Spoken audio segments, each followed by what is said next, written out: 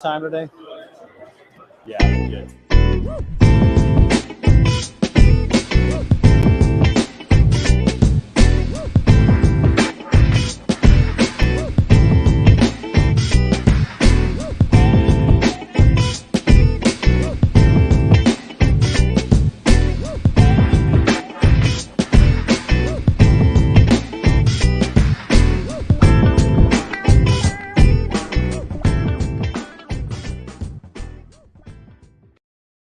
All right, what's up, everybody? Trey Griggs here, Beta Consulting Group, and we are at Freightwaves Live, the future of supply chain, right here in Rogers, Arkansas. And thanks to my good friends at Lean Solutions Group for letting me use their booth today.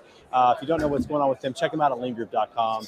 Learn about all their nearshore solutions for staffing needs. They really take the headache out of hiring and growing your team. And while you're at it, while you're surfing the web, be sure to do me a favor and go to betaconsultinggroup.com and see how we can work with you on your marketing and sales strategies, your content, your branding, your messaging, all those things that help you build your brand so that people know who you are, know what you do, and trust you and like you. That's what we're working towards. So check us out at betaconsultinggroup.com. We got a great week of shows this week. Yesterday, if you missed episode 50 with Samantha Jones, make sure you go back and watch that on demand on LinkedIn Live or YouTube. She was phenomenal, and she was. We came right here from Freightwaves Live. Today, we got an awesome guest, Rian Beckham. Can't wait to bring her up in just a minute. Tomorrow, we got the Freight Sensei. That's Scott Watanabe, who's going to be on tomorrow. It's going to be a phenomenal show. This guy's in the trenches with his team every day. You're not going to miss that show. On Thursday, we got Hayden Allred, who's going to be talking about how he creates content. He creates some of the best content. If you're not following Hayden Allred on LinkedIn, make sure you do that. And then on Friday, my good friend Robin Hyra, she's incredible. She also owns a bakery. So, nothing else, you're going to get something delicious out of the whole relationship. But she's great. She used to be a director of sales. Now she's a director of technology for RT Logistics.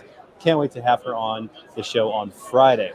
Also, we're going to be back in St. Louis the rest of this week with more content. We'll have Word on the Street on Friday as well with my good friend Charlie Safro, who's going to be on the show. If you've never been to a Word on the Street, it's at noon Central Time every week on Friday. It's an hour show with the street crew. There's 9 of us plus a special guest. It's a tremendous time. And so make sure you come back and check that out as well. And before we bring Ryan on, a quick shout out to our sponsor, TAFS.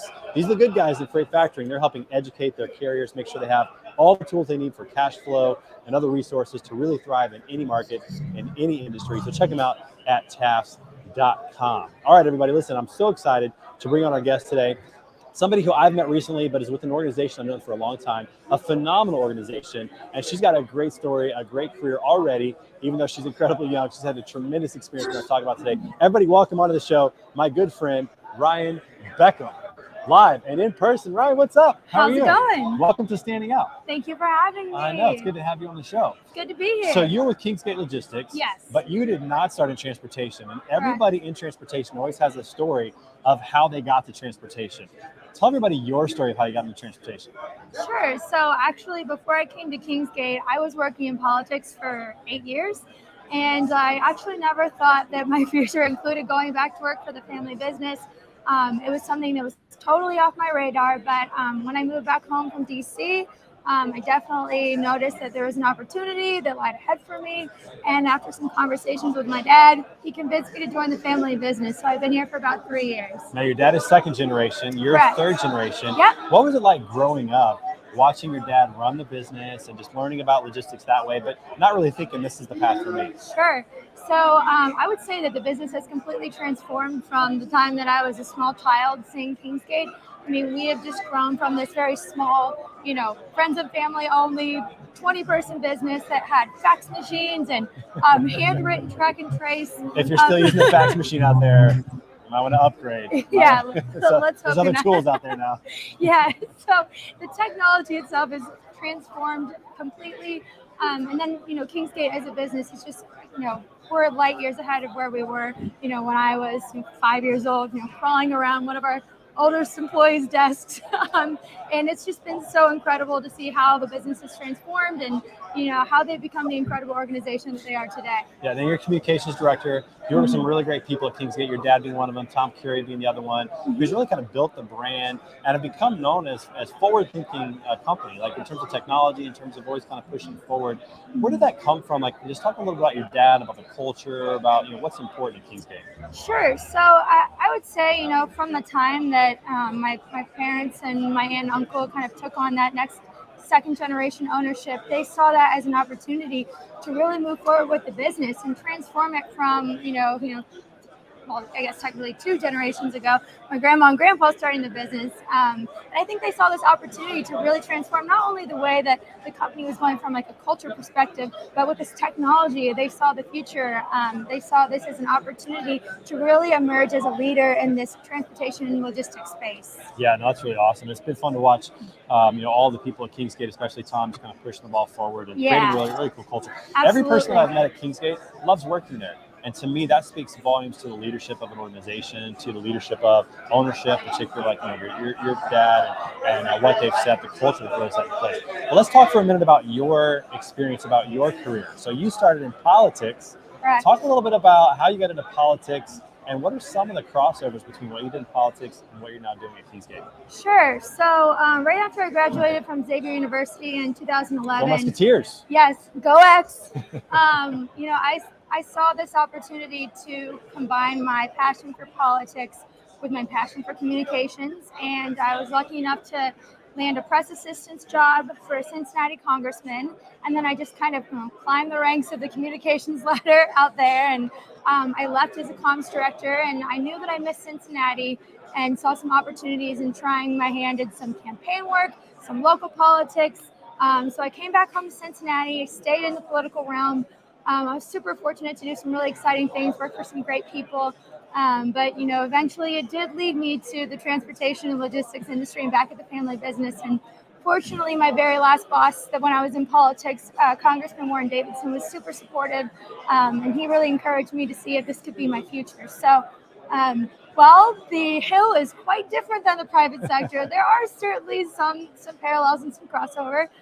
Most importantly, thinking on your feet, crisis communication, being able to pivot and shift. Crisis communication in politics? Yeah, just a little bit. Yeah, I know. I think that's something that kind of taught me to think on my feet as a communications person, and how quickly things in logistics can change as well. I would imagine, though, the crisis in government is significantly different than the crisis in transportation. Just a little bit. Just a little bit. Although, we're doing the good people's work on the logistics side. That's right. So, that's right.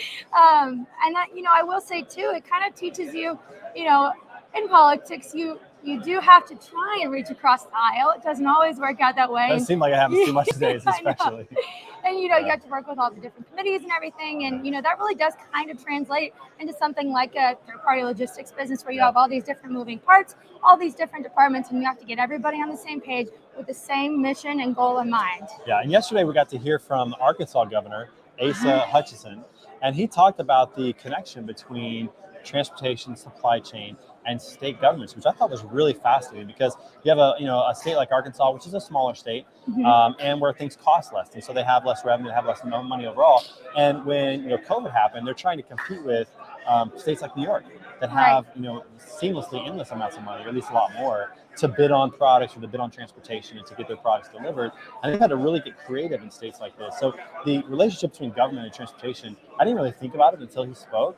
That's pretty fascinating to think about how governments have to think about supply chain. But something you referenced yesterday when we spoke is that a lot of governments, at least the federal government, doesn't think about money the way the rest of us think about money. Right. It's kind of a figment of their imagination in many cases. Absolutely. I would say that was probably the biggest culture shock, and going from the public to the private sector. I always say, out in DC, money's not real. Accountants aren't needed. What's a checkbook? What's a balanced budget? It can be a tad bit disheartening to think about the mindset and the mentality out there when they're not thinking, as much about the small business like a Kingsgate, where especially after the last 2 years in the pandemic, every cent counts. And I hope that moving forward, our politicians can see how the businesses have been struggling and can think about that a little bit more when they're making policy. I know. I'm not sure that I would even hope for that. To a fault. But I will say this: I think there's a difference between the federal government and federal politics, and local and state politics. Yep. Because obviously, local and state governments have to balance their budget. They have to think about money much differently than the federal government does. Definitely. They can print money, they can kind of manipulate things a little bit. But working on local government issues, and you talked about potentially maybe running for a local office at some point. It's definitely different than what you saw on the federal level. It's much more realistic. Absolutely. I think that you can be impactful at a local, city, state level, much more so than a federal level. I certainly appreciate all of the federal representatives I've worked for, but I do think that you can have a little bit of a stronger impact at the local level. Yeah, without a doubt. So now you're communications director. I mean, there's a lot that goes into that. Like, it could encompass a lot of different things, especially at a smaller company. I mean, even though Kingsgate's established, it's not like one of the largest companies in the industry. So there's probably a lot of hats that you wear. When you think about communications and messaging, when you think about brand, what are some really key things that you think about to make sure that your brand and your message and what people think about when they see Kingsgate is what you want them to think about?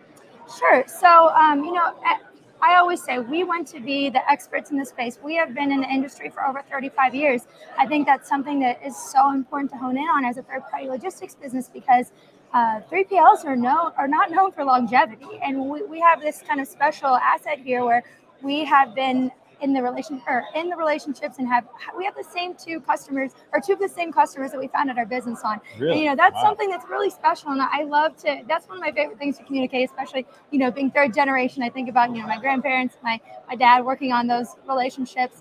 But then while we are kind of seasoned veterans, we also want to be emerging as a new innovative leader, and that's where we have Tom Curie's of the world step in, and I'm so grateful that he and I are able to collaborate on that messaging. It's just been super eye-opening and very rewarding. Well, and Tom's one of the best, and I think what's cool, because I've known Tom for a while, one thing that's cool about his situation is that the leadership, your dad, really saw value in bringing someone like Tom in to change those things, to advance technology. I think a lot of established companies, older companies, I'll say anybody that's like over 15 to 20 years old, those companies really struggle with making those transitions from technology. Like, they may have purchased a TMS 20 years ago, and they're still trying to use that as opposed to making a change or trying to do some things the way they've always done them. I think that's in business, that's like the death curse, right? Well, we've always done it this way. And especially for Kingsgate, you guys have taken the approach of no, let's try new things, let's see what's out there. One of my favorite things about Kingsgate and Tom in particular, and you as well, is you're working with the new technology companies to help improve their products, to push things forward, because it's not about finding a solution that works today. It's about finding a partner that you can help create a solution that will work tomorrow. And you guys have that approach of let's be a partner in the industry and let's help these companies improve their products so everybody can benefit from that. I love that about Kingsgate's philosophy. Where do you think that came from? Like, talk about your dad and where that came from, that philosophy of let's embrace the new. Sure. So I really do think a huge portion of that started when my dad, my aunt, my uncle, and my mom took over as the owning partners of the company. It was kind of not necessarily a fresh start, but a new opportunity to kind of break away from, the founder's vision, which, granted, that was in 1986. So things were quite different. And I believe it was 2008 when my parents took over, my aunt, my uncle.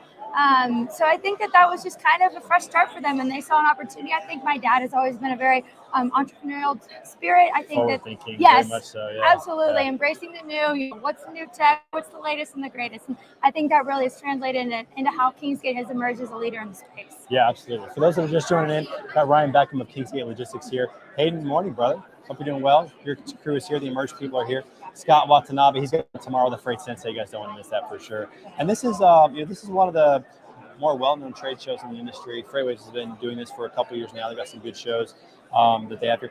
What is it about trade shows that you enjoy? And have you been on the trade show circuit a long time, or is this something new? So it's really interesting. I joined Kingsgate essentially right before the pandemic hit. So I kind of missed, 2 years of trade shows and conferences. And again, as someone that was in politics for 8 years, that's not something I was super familiar with. So really, this has been the first year where I've had the opportunity to come out and network and hear everybody else's ideas and hear from all the other great partners in the industry. And it's been so eye-opening and very exciting. And it's nice to connect with people who are in the same line of work and I can share ideas with. It's been really great. It's definitely better than, virtual is good because you can get a lot done. It's efficient. People I think are used to virtual sales calls. They're used to virtual meetings now, which is great. It makes things much more efficient. But there's really nothing like shaking hands or getting to have a meal with somebody or just sit and talk a little bit. Like we got to meet yesterday in person, I think for the first time, really just talk a little bit. Even though I've known you for a while, we've been connected on LinkedIn, it was different, right? It's different to actually get to shake hands, rub shoulders, and be with people. And Freightwaves, we haven't done this since October of 2019 in Chicago. For those who remember the blizzard in Chicago, trade shows in Chicago in November. Don't ever do that again, Freightwaves, never again. But it's been almost 3 years since we've had this show. And this year in 2022, we just started having trade shows again. And I think that people value them more now than they did prior to the pandemic for those very reasons. It's nice to be out and get out and meet people. Absolutely. I know. I think it, like anything before the pandemic, we took advantage of the everyday norm. It's like, oh, it was probably like another show, another conference, things like that. And, while it can be a little draining to do constant travel, I think it's worth every moment, every minute, every penny spent on engaging with other folks in the community. Yeah, it's definitely good to get out and see people. Although I will say, major miss that we had to travel on Mother's Day this year. I was going to say it, Mom. I'm so sorry. And Grandma's. I think there have been more apologies this Mother's Day in the transportation industry than probably any other time. Absolutely. But no, it's good to get together and just see, there's a lot of new faces. I think every time we come to these shows, I start to see new entrants, new companies that are out there. The private venture, the private equity that's now in transportation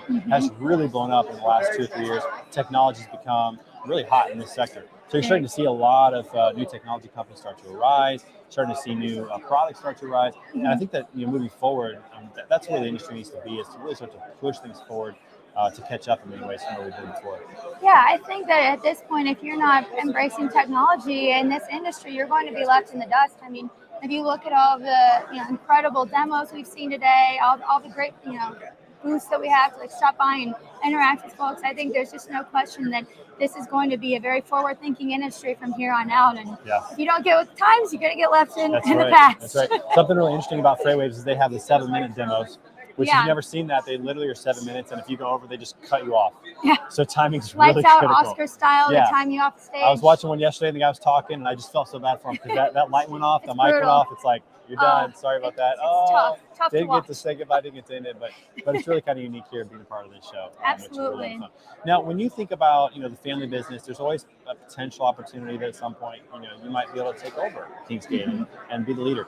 What are you doing right now to prepare yourself for that? You're in a unique situation where there's a good chance it's a family business. You work in the trenches right now. You learn all the different aspects of the business. Someday you might be able to take over the business. So whether it's that or whether it's something else in life, how are you preparing yourself to be a leader? What are some things you're doing just to get ready for that? Oh, sure. So outside of Kingsgate, I'm in the middle of receiving my MBA from the University of Cincinnati. Sorry, Musketeers fans.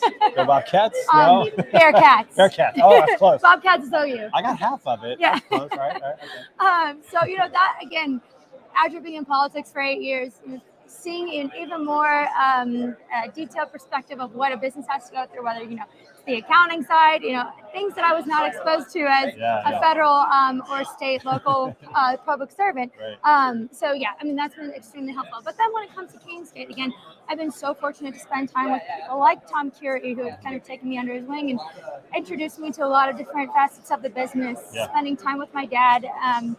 They've really been incredible about including me in, leadership opportunities and just doing anything they can to open my eyes to all sides of the business. And I'm just very grateful for it. Yeah, and it's really important, I think, in leadership to surround yourself with the people who are leading the way that you want to lead and who are willing to give you some of their time. Because I think that leadership really does rub off in terms of mentorship and just spending time. We can learn a lot just watching somebody, spending time with them, going to lunch with them. Some of the best mentors in my life poured into me over lunches or just working with me on leadership, that type of thing.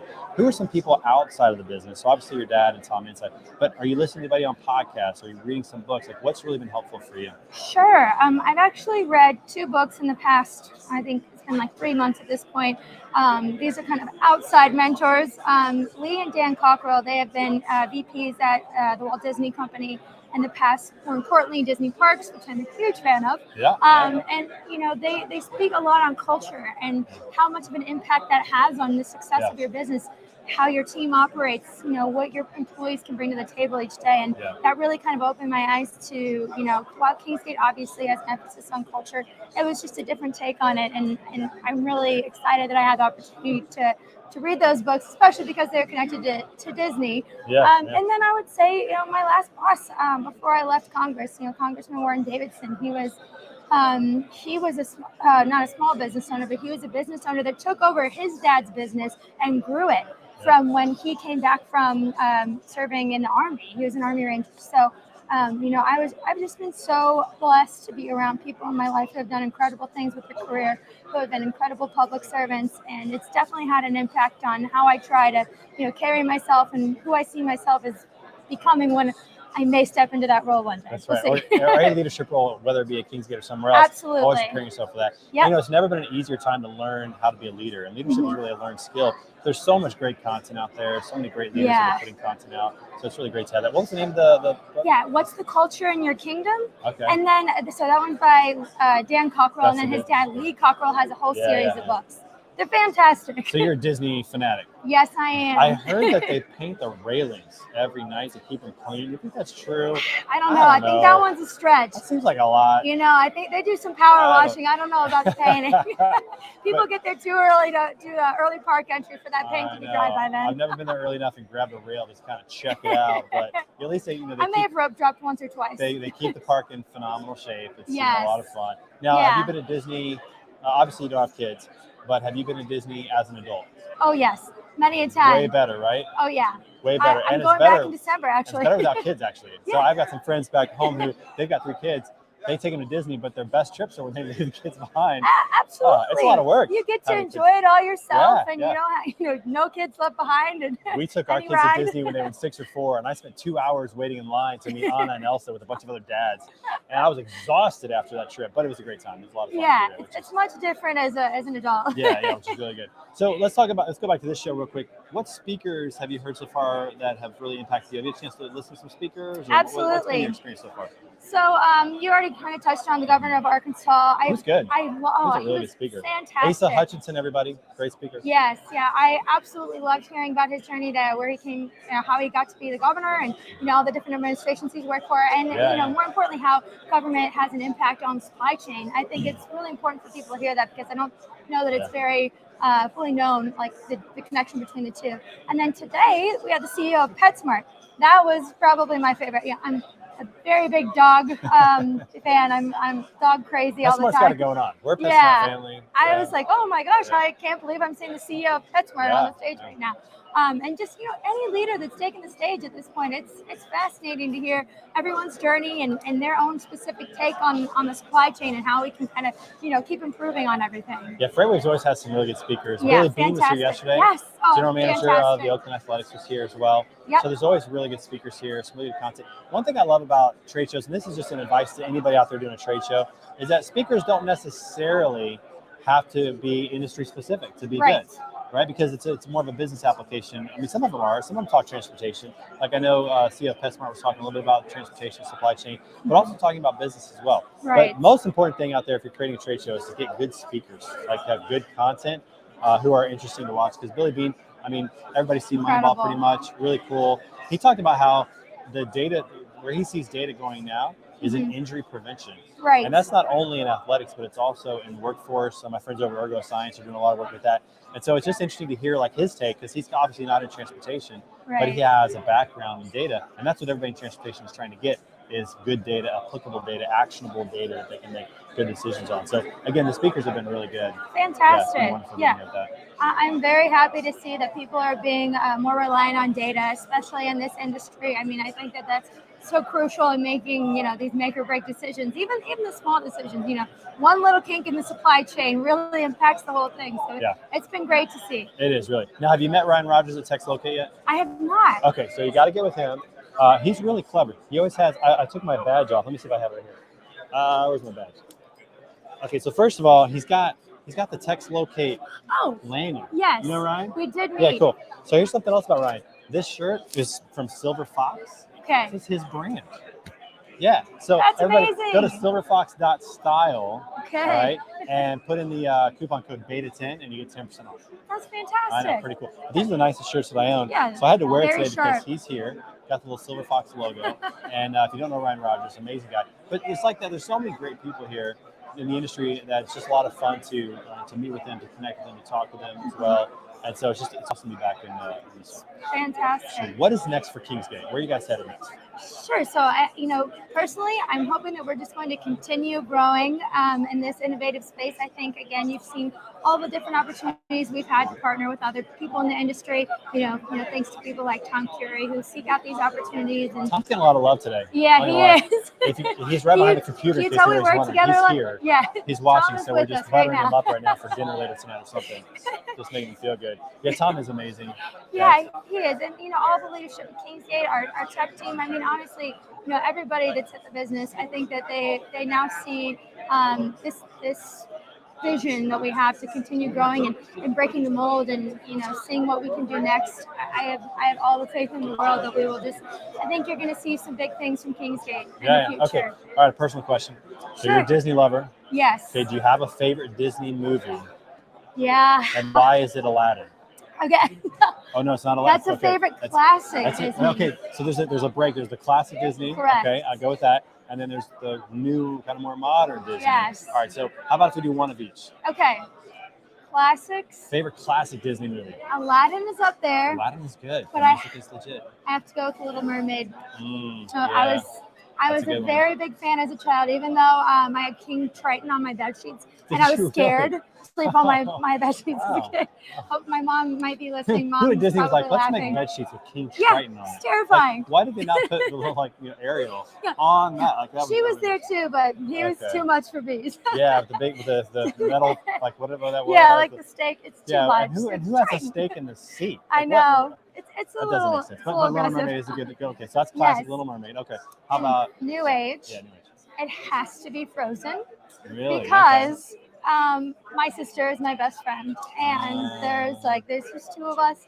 We're about a little under 3 years apart, and that movie just. Are you older or younger? I'm older. So you're Elsa. Yes. Yeah, absolutely. Absolutely. Although my personality is a little closer to honest, if I'm being honest. But yeah, I mean, it's a special movie, and it kind of breaks the traditional love stories, like love and a family. So I thought that was really special. That is a good one. So we've been through the Frozen. My daughters have a Frozen. What is it? It's like a. I don't know what it's called, but it was a picture that has both of them on. It's in between their rooms. We went to Disney. That trip we went to Disney with. Yeah. When I stood in line to meet Anna and Elsa for 2 hours, we bought them dresses. We bought an Anna dress and an Elsa dress, and we were going to switch them. But my youngest would not wear Anna. She only wore Elsa. And then she refused to wear Anna. We're like, well, we're not going to make her do that. That's amazing. So kind of funny story. She knows what she wants. Scott says that classic Lion King. That's pretty good. Yeah, Lion King is legit. The reason why I like Aladdin is because I think that Robin Williams killed it. Oh yeah. Like his performance as a genie. He's iconic. By far the best. I really like that. But Lion King was legit. I did like that one as well. I think for me, the more modern one, let's see, Encanto is a Disney. That's the one that we're big at our house on now. The music's phenomenal, so that's good. And then I got some others that are not really Disney, but they're good. Like Inside Out. That's not that's not Disney, but it's Pixar. Yeah, Pixar. Yeah. Right, but it's kind of in the family now, but it's not like original Disney. Yep. But that's one of my favorite movies. Is Inside Out. If you guys know. Very creative. Really, really good show, which is awesome. So look at this. We're up to 30 minutes now. It goes really fast. I told you it's going to fly by. This goes really, really quick, which is great. Thank you so much for being a part of the show. Absolutely. Thanks for having me on. Hope you come back and be on again at some point. I would love to. And for the rest of you out there, make sure you come back tomorrow. My good friend Scott Watanabe is going to be on, the Freight Sensei. He'll be back tomorrow. My friends from Taft's are around here. If they come by, we make it a little combo with them real quick. But also make sure you come back every day at 10:30 for Standing Out, daily podcast about sales, marketing, and leadership. Again, we're right here at Freightwaves Live in Rogers, Arkansas. This is Rian Beckham of Kingsgate Logistics. Thank you so much for being on the show. Thanks for having me. And for everybody else, we'll talk to you. I guess our friends from Taps are not here. Also, thanks to my friends at Lean Solutions for letting us use their backdrop right here. You guys work with Lean. Absolutely. Phenomenal organization. They got over 7,000 employees now, over 500 customers. They're absolutely killing it. So if you are looking for staffing and having trouble finding really good talent, check them out at leangroup.com. They truly take the headache out of hiring and growing your team. Tell them Trey sent you. We'd love to get a little love with the guys over there. So it's good. Also, our